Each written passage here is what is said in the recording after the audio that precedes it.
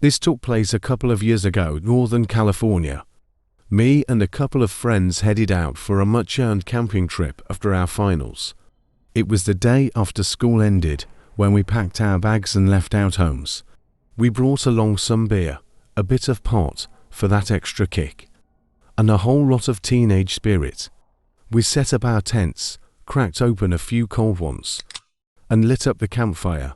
You know, just your regular camping shenanigans. The night was young, and the air was thick with excitement.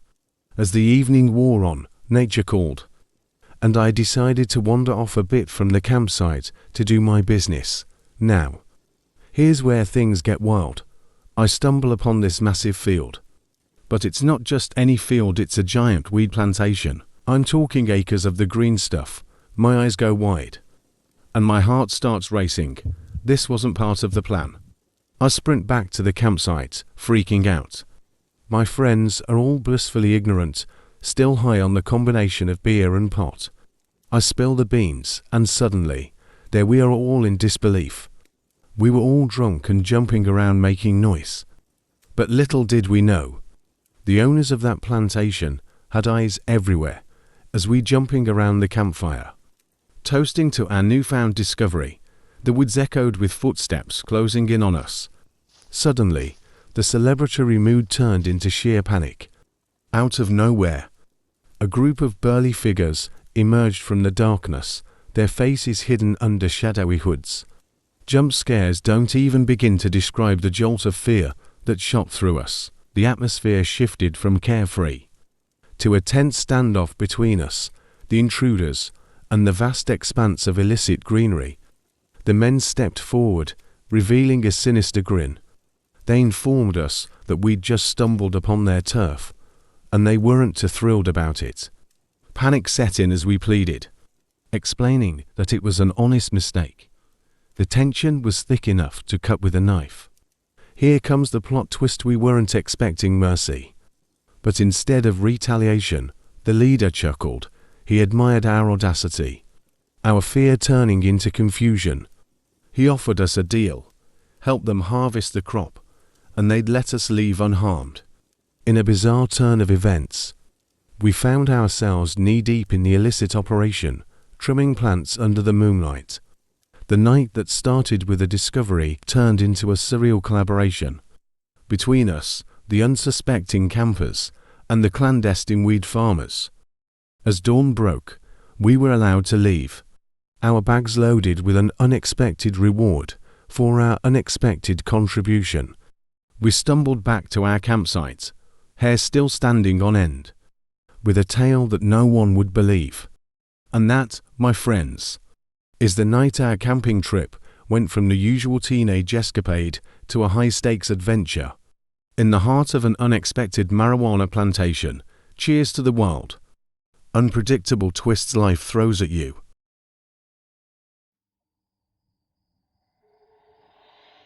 This happened last year as me and a couple of friends decided to go camping during the summer. We took with us all the camping essentials like tents, hot dogs, beer, and a little pot to smoke. When we arrived at the camping spot, we set up our tents and lit a campfire. We then began drinking and smoking as the day turned to night. As the evening wore on, I started feeling a little uneasy. Call it intuition or just too much horror movie watching, but something didn't feel right. I began hearing weird animal noises that didn't quite match the typical forest symphony. I brushed it off at first, thinking it was just the pot playing tricks on me, but as I looked around, I couldn't shake this feeling that someone or something was watching us from the shadows. I decided to share my creeping paranoia with the gang, but they just laughed it off, thinking I was being the typical scaredy cat. They went back to their drinking and smoking, leaving me as the designated paranoid lookout. As I scanned the surroundings, trying to convince myself it was all in my head, I spotted something. A figure lurking in the bushes, eyes fixed on our campsite. My heart skipped a beat. I wasn't imagining things. There was someone out there, grabbing a buddy for backup. We approached the spot where I saw the lurker, but it was like he vanished into thin air. I swear. I saw a glimpse of him, but now there was nothing but rustling leaves and an eerie silence. We decided to head back to the campsite, thinking maybe I had been mistaken or that the mysterious onlooker had lost interest. But when we got there, our friends were gone. No laughter, no music, just an unsettling emptiness. Suddenly, a scream shattered the eerie silence. Echoing through the trees, our heads snapped in the direction of the sound, and without a second thought, we sprinted toward the chilling cry. As we broke through the foliage, we found our friends in a struggle with two menacing figures. These weren't the friendly campers we expected. The two men, built like brick walls, were trying to overpower our friends.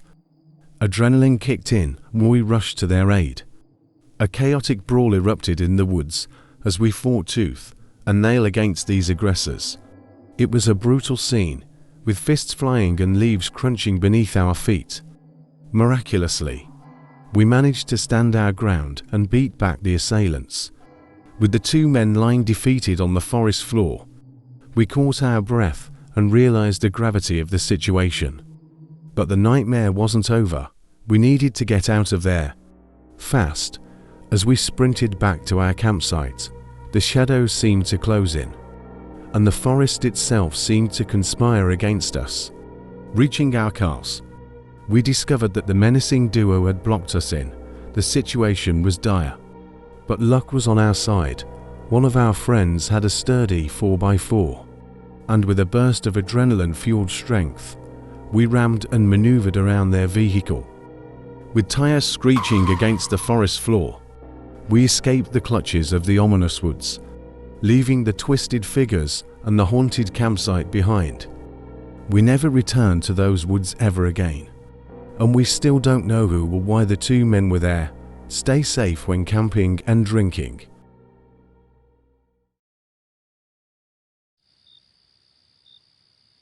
This happened last summer when my friend Jake and I decided to go camping deep in Pennsylvania. We hiked through thick forests until we found a nice spot to set up our tents. The sun went down, and we made a campfire to keep warm. While we were enjoying the fire, two other campers, Mark and Sarah, showed up. We welcomed them, and we all shared stories and a bottle of alcohol. Everything seemed fine, but as the night got darker, things got weird.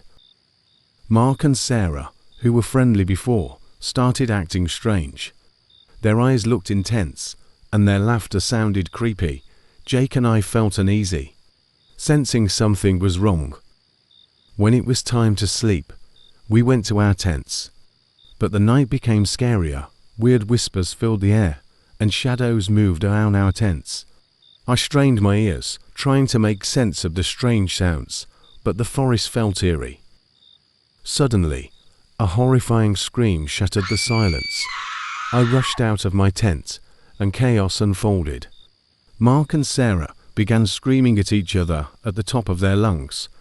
The atmosphere became tense as they trashed the entire campsite, kicking and destroying our tents.